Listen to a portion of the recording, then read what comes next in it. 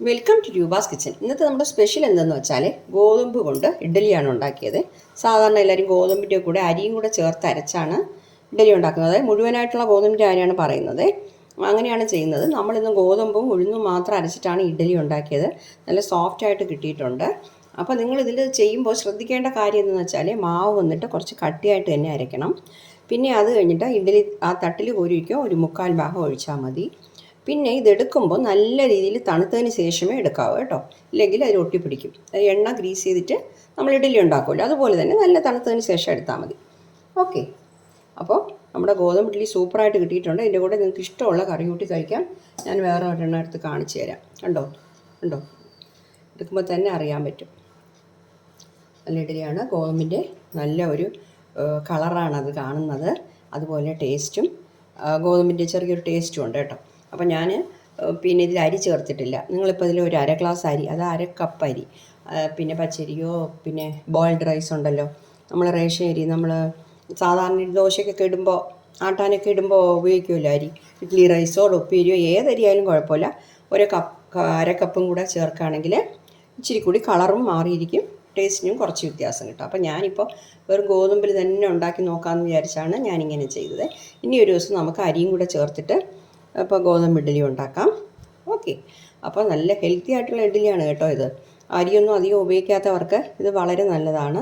ഇപ്പോൾ എല്ലാവരും അരി അധികം ഉപയോഗിക്കാറില്ല, കുറച്ച് കൊണ്ടുവരികയാണ്. അങ്ങനെയുള്ളവർക്കൊക്കെ നല്ലതാണ്. പിന്നെ നിങ്ങൾക്ക് പിന്നെ നല്ല ഉറപ്പുള്ള ഏതെങ്കിലും കറി കൂട്ടി കഴിക്കുകയാണെങ്കിൽ ചട്നി വെച്ചും കഴിക്കാം, നല്ല ടേസ്റ്റ് ആയിരിക്കും. അപ്പോൾ ഇതെങ്ങനെ ചെയ്യണം എന്നുള്ളത് നമുക്ക് നോക്കാം. അപ്പം നമ്മൾ അതിനായിട്ട് ഞാൻ ഒരു 2 കപ്പ് ഗോതമ്പ് ഇതുപോലെ വെള്ളത്തിൽ കുതിർക്കാൻ വെച്ചിട്ടുണ്ട്. 1/2 കപ്പ് ഉഴുന്നും, അതായത് 4:1 എന്നുള്ള റേഷ്യോ ആണ്. ഇപ്പോൾ വന്നിട്ട് ഇത് ഇപ്പോൾ 2 കപ്പ് ഗോതമ്പിന് 1/2 കപ്പ് ഉഴുന്നാകുമ്പോൾ 4 കപ്പ് ഗോതമ്പിടാണെങ്കിൽ 1 കപ്പ് ഉഴുന്ന് കേട്ടോ. അപ്പോൾ ഈ ഉഴുന്നിൻ്റെ കൂടെ 1 ടീസ്പൂൺ ഉലുവയും കൂടെ ഞാൻ ചേർത്തിട്ടുണ്ട്. അത് വീഡിയോ എടുക്കാൻ പറ്റിയില്ല. അപ്പോൾ ഇത് വന്നിട്ട് ഒരു 6 മണിക്കൂർ കുറഞ്ഞത് കുതിർക്കാനായിട്ട് നമ്മൾ വയ്ക്കണം. കൂടുതൽ സമയമായാലും കുഴപ്പമില്ല. നമ്മുടെ ഗോതമ്പ് കുതിരാനായിട്ട് കുറച്ച് സമയം കൂടുതലാവും, അതുകൊണ്ടാണ്. ഓക്കെ, അപ്പോൾ രണ്ടും നല്ല രീതിയിൽ കുതിർക്കാനായിട്ട് നമുക്ക് വച്ചിരിക്കാം. അപ്പോൾ നല്ലപോലെ കഴുകിയിട്ട് വേണം കുതിർക്കാൻ കേട്ടോ. നമ്മൾ കുതിർക്കാനായിട്ട് വെച്ചിരുന്ന ഗോതമ്പും ഉഴുന്നും നല്ല രീതിയിൽ കുതിർന്നിട്ടുണ്ട്. ഒരു 7 മണിക്കൂർ വരെ ആയി കേട്ടോ ഞാൻ വച്ചിട്ടേ. കണ്ടോ, നല്ല രീതിയിൽ കുതിർന്നിട്ടുണ്ട്. ഗോതമ്പ് കുതിരാൻ കുറച്ച് സമയം വേണം, അതാണ്. ഉഴുന്നിന് പിന്നെ വലിയ പ്രശ്നമില്ല. അപ്പം നമുക്ക് ഗ്രൈൻഡറിലാണ് ഞാൻ അരയ്ക്കാൻ പോകുന്നത്. എന്താ വെച്ചാൽ മിക്സിയിൽ എൻ്റെ വലിയ ജാറിലിട്ടാണ് അരയ്ക്കണം, പക്ഷേ വലിയ ജാറ് അരയാൻ ഇച്ചിരി ബുദ്ധിമുട്ടാണ്. അതുകൊണ്ട് ഞാൻ ഗ്രൈൻഡറിലിട്ട് അരയ്ക്കുന്നു. ഗ്രൈൻഡറിലിട്ട് അരച്ചാൽ ഇച്ചിരി കൂടി നല്ലതാണ്. ഉഴുന്നൊക്കെ നല്ല പൊങ്ങിയിട്ട് നല്ലതായിട്ട് കിട്ടും. ഇല്ല നിങ്ങൾക്ക് പറ്റില്ല എന്നുണ്ടെങ്കിൽ നിങ്ങൾ മിക്സിയിലിട്ട് അരയ്ക്കാം കേട്ടോ. മിക്സിയിലിട്ട് അരച്ചാലും കുഴപ്പമൊന്നുമില്ല. 2-3 പ്രാവശ്യമായിട്ട് ഇട്ട് അരയ്ക്കണം, അത്രയേ ഉള്ളൂ. ഓക്കെ, അപ്പം ഞാനിപ്പോൾ ഗ്രൈൻഡറിലിട്ട് അരയ്ക്കാം. അപ്പോൾ നമുക്ക് ആദ്യം ഉഴുന്നിട്ട് കൊടുക്കാം. കുറച്ച് ഉഴുന്നിട്ടിട്ട് നമുക്ക് ഓൺ ചെയ്യാം.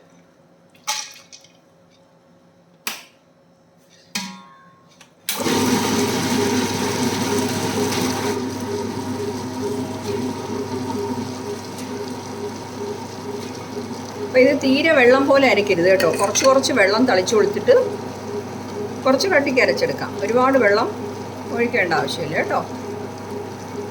അപ്പോൾ നമ്മൾ ഈ ഉഴുന്ന് കുതിർത്ത് വെച്ചിരുന്ന വെള്ളം ശകലം ചേർത്ത് കൊടുക്കുന്നേ.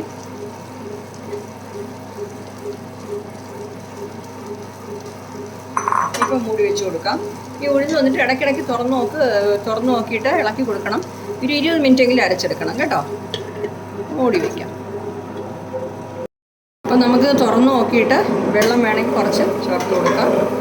ഗട്ടിയായിട്ടിരിക്കുന്ന അരച്ചപ്പം കേട്ടോ. കുറച്ച് വെള്ളം തളിച്ച് കൊടുക്കുക. ഒരുപാട് വെള്ളമായി പോകണ്ട. ഞാനിപ്പോൾ ഒരു 1/2 കപ്പ് വെള്ളം ഒഴിച്ചു കേട്ടോ.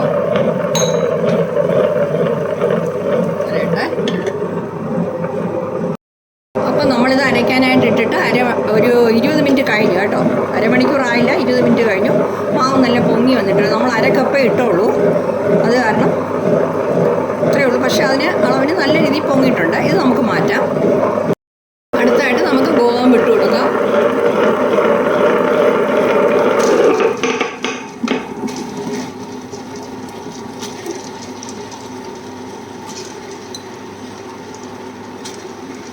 അപ്പം ഞാൻ മുഴുവൻ ഇതുപോലെ അങ്ങ് ഇട്ടേക്കാം. ഞാൻ അത്ര ഇട്ടിട്ടുണ്ട്. ഇനി കുറച്ച് വെള്ളവും കൂടെ ഒഴിച്ചിട്ട് അരയ്ക്കാനായിട്ട് ഇടാം. ഒഴിച്ചു കൊടുക്കാം. ഗോതമ്പ് നല്ലവണ്ണം അരയണം കേട്ടോ. അപ്പോൾ ഉഴുന്ന് കണ്ടോ നല്ല രീതിയിൽ കട്ടിക്ക് അരച്ചെടുത്തിട്ടുണ്ട്. കണ്ടോ നല്ല പൊങ്ങി വന്നിട്ടുണ്ട്. ഗ്രൈൻഡറിലാണ്ട് എനിക്ക് ഇത്രയും നല്ല രീതിയിൽ പൊങ്ങി വന്നത്. അപ്പം നമുക്കിത് തുറന്ന് നോക്കാം. നോക്കിയിട്ട് വെള്ളം വേണമെങ്കിൽ ചേർത്ത് കൊടുക്കാം കേട്ടോ. കട്ടിയായിട്ടിരിക്കുന്നുണ്ട്.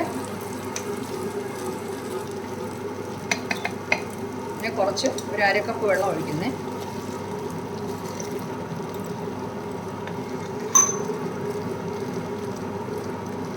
അരയിട്ട് നല്ല രീതിയിൽ അരഞ്ഞു കിട്ടണം. ഇതുപോലെ 2-3 പ്രാവശ്യം തുറന്ന് നോക്കിയിട്ട് വെള്ളം ആവശ്യമുണ്ടെങ്കിൽ ചേർക്കണം കേട്ടോ. അപ്പോൾ നമ്മുടെ ഗോതമ്പ് കൂടെ അരഞ്ഞോ നോക്കാം.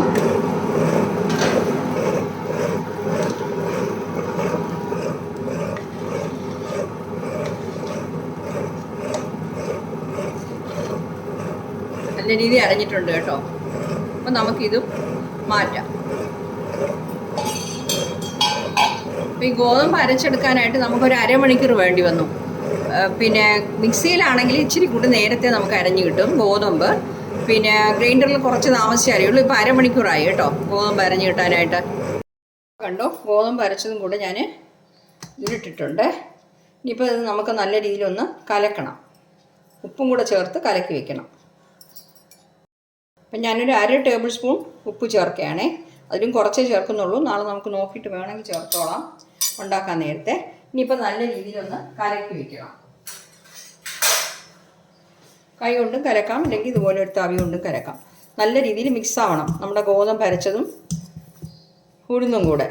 കണ്ടോ അരച്ചപ്പോൾ തന്നെ അറിയാൻ പറ്റും നല്ല പഫി ആയിട്ടുണ്ട് നമ്മുടെ മാവ്. അപ്പോൾ നല്ല രീതിയിൽ മിക്സ് ചെയ്ത് വയ്ക്കാം. ഞാനിപ്പോൾ കൈ കൊണ്ട് തന്നെ മിക്സ് ചെയ്യുന്നു. എന്നുവെച്ചാൽ എനിക്കതാണ് തൃപ്തി. അപ്പോൾ മാവെല്ലാം കൂടെ നല്ല രീതിയിൽ മിക്സായെന്നുള്ള ഒരു ഇതുണ്ട്. സ്പൂൺ വെച്ചാൽ എനിക്ക് ശരിയാകത്തില്ല കേട്ടോ. എന്നുവെച്ചാൽ എല്ലാം കൂടെ മിക്സ് ആകില്ല എന്നൊരു തോന്നലാണ്. അപ്പോൾ ഞാൻ കൈ കൊണ്ട് ഇതുപോലെ നല്ല രീതിയിൽ മിക്സ് ചെയ്യുന്നേ. അപ്പോൾ നല്ല രീതിയിൽ മിക്സ് ആയിട്ടുണ്ട് നമ്മുടെ ഉഴുന്നും ഗോതമ്പും കൂടെ. പിന്നെ വന്നിട്ട് ഇത് ഈ പാത്രത്തിൽ വെച്ചിരുന്നാൽ ശരിയാവത്തില്ല. നമ്മൾ നാളെ രാവിലെ ഇഡ്ഡലി ഉണ്ടാക്കാനാണ്. ഇഡ്ഡലി ഉണ്ടാക്കാം, ദോശ ഉണ്ടാക്കാം. ഇഡ്ഡലി ഉണ്ടാക്കാനാണ്. പക്ഷേ ഇത് പൊങ്ങിക്കളയും കേട്ടോ.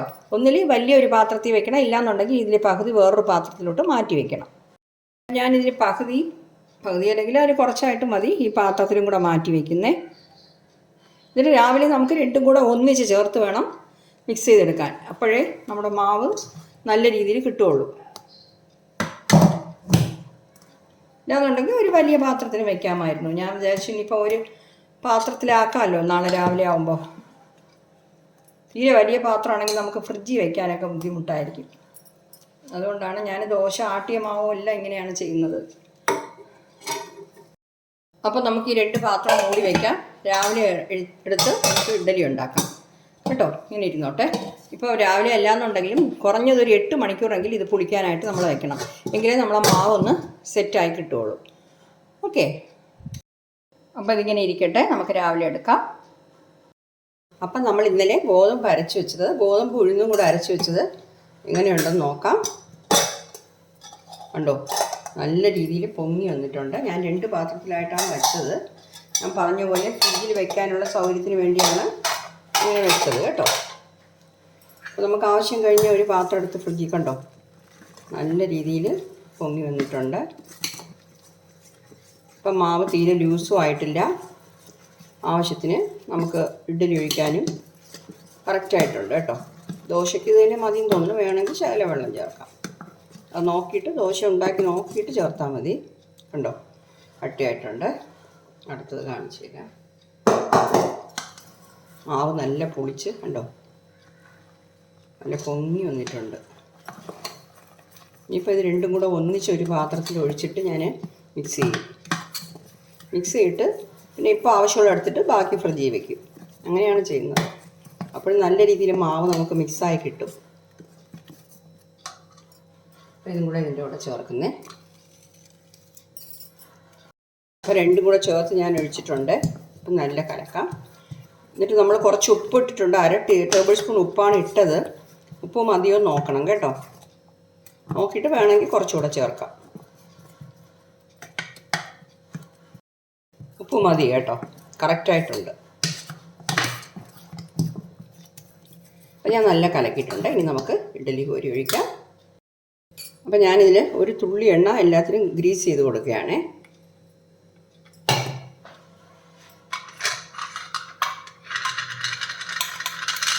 ബ്രഷ് ഉണ്ടെങ്കിൽ ബ്രഷ് വെച്ച് തന്നെ എടുക്കാം. ബ്രഷുണ്ട്, ഞാനെല്ലാം കൈകൊണ്ടുള്ള പ്രയോഗമാണ്.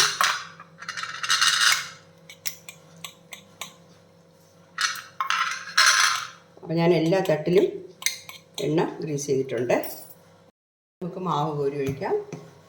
ഒരു 3/4 ഭാഗം ഒഴിച്ചാൽ മതി കേട്ടോ. ഈ കുഴിയുടെ 3/4 ഭാഗം ഒഴിച്ചാൽ മതി. 3/4 ഭാഗം ഒഴിച്ചപ്പോൾ തന്നെ അത് നിറഞ്ഞു കൊണ്ടോ.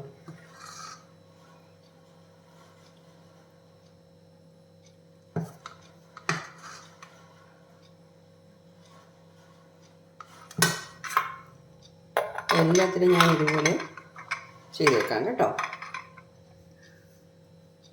അപ്പം ഞാൻ ഈ 3 തട്ടിലും ഇതുപോലെ ഒഴിച്ചു വെച്ചിട്ടുണ്ട്. അപ്പോൾ നമ്മൾ ഇഡ്ഡലി ഉണ്ടാക്കുന്ന പാത്രത്തിൽ വെള്ളം തിളയ്ക്കുന്നുണ്ട്.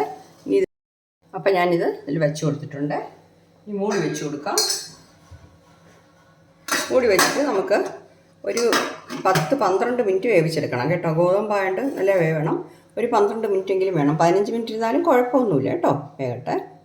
അപ്പം ഞാനിത് വേവിക്കാൻ വെച്ചിട്ട് 15 മിനിറ്റ് വരെ ആയി. 10 മിനിറ്റ് തൊട്ട് 15 മിനിറ്റ് വരെ വെക്കാം കേട്ടോ, ഫ്ലെയിം ഓഫ് ചെയ്യുന്നേ. ഇനിയിപ്പോൾ നമുക്ക് തുറന്നിട്ട് തണുക്കാനായിട്ട് വെക്കാം, എന്നിട്ട് എടുക്കാം. സാധാരണ നമ്മൾ ഇഡ്ഡലി എടുക്കുന്ന പോലെ തന്നെ കേട്ടോ. അപ്പോൾ നമ്മുടെ ഇഡ്ഡലി നല്ല തണുത്തിട്ടുണ്ട്. നമുക്ക് ഇത് എടുക്കാം. ഒരു സ്പൂണ് വെള്ളത്തിൽ മുക്കിയിട്ടാണ് ഞാൻ എടുക്കുന്നത്.